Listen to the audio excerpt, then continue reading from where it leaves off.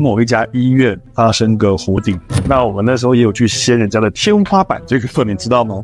我们在那个天花板里面呢，发现了很多的。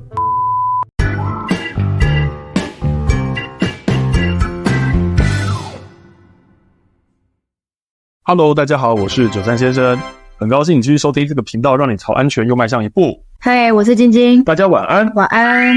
最近开始在看房子，然后那我们也有开始看一些是新的建案、新的房子，也因为我们去看新建案，所以呢，它就会是天花板上面的管线裸露在外，所以呢，这其实是一个比较特别的机会。所以我想呢，今天呢，我们来跟大家聊聊天花板上的一些秘密。天花板有什么秘密？说不定有藏个人在里面呢，好可怕。其实呢，我们之前有跟大家说，你今天到了公共场所或者在自己家里，你怎么去判断这个环境场所是不是安全？天花板上面也有很多事情是你可以去从中判断你的这个地方到底安不安全。很少提这件事情的原因是因为大部分的天花板一旦装潢上去之后，你要再去看到它内部机会已经很不容易了。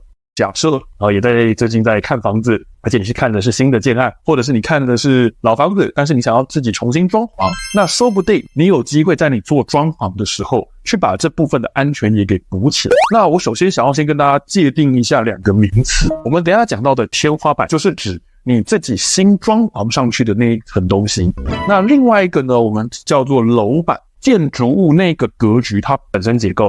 天花板跟楼板之间会有个空间，会有夹层。那这里面呢，就是我们很多的管线，包含呢像是消防的管线啊、空调管线啊、电线管线都会走这个地方。首先第一件事情，可以上去看一下这个天花板上面呢有没有藏了一些垃圾或者是杂物。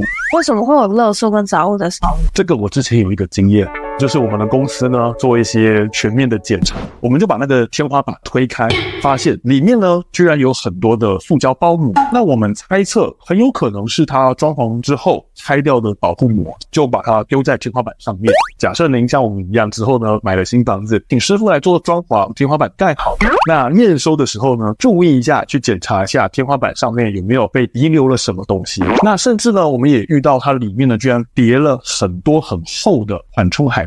为什么会有那个东西？这个已经是前屋主做的事情，我们也不得而知了。所以如果你是买家的中古屋，如果它是有装潢的天花板，真的要上去看。其实呢，之前有某一家医院发生个火警，那我们那时候也有去掀人家的天花板，这个你知道吗？我们在那个天花板里面呢，发现了很多的纸尿裤。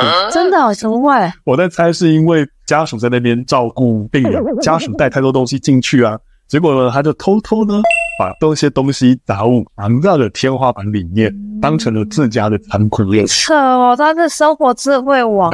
各位，刚才我们讲到的海绵、塑胶袋，它全部都是可燃物。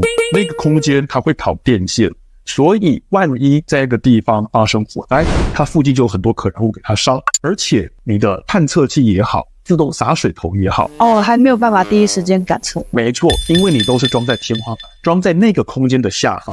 可是在它的上面已经出事情，那就会是一个你的设备无法感测到、无法帮你防护到的状况。第二个事情呢，其实有些在公共场所的地方，他们会有中央空调，就是你可以留意一下你们这边到底是独立的空调还是中央空调。有些人会问说，不要说中央空调好了，厕所的那个排气管其实是连通在一起。你在厕所可以闻到别的住户抽烟，那些管线是连通在一起的，会连通到别的住户那边。那火灾发生时，烟是不是也会跑？好，那我跟各位说一下，其实原则上呢，你把空调关掉是不会有问题。它今天那个连通的管线其实是个很大的空间，要把那整个管线都给灌满了，还会挤进你的室内。今天只要把空调的开关关掉，不要给它一个送风主动送进的房子，它不会那么快的给你造成立即危险。所以也不需要说去拒绝那种有中央空调的新建案。对，再来第三个事情呢，你的空调管线，不管是什么样的管线，穿越你家的墙壁的时候，这个管线贯穿墙壁的地方，它的周围有没有用一种叫做防火填塞的东西？简单讲，你看到的防火填塞，它会是一个砖红色的东西。然后呢，它会在管子的周围围成一个方形。墙壁本来就是我们所谓的防火区划，管线呢不可能完全不去贯穿这个墙壁。可是它管子一旦贯穿墙壁，那墙壁上就破了个洞啊，那它就会变成防火区划的破坏。我真的发生火灾时，烟热就可能从这个管子贯穿的地方流进防火填塞。它的用意就是要把这个缝隙给补起来。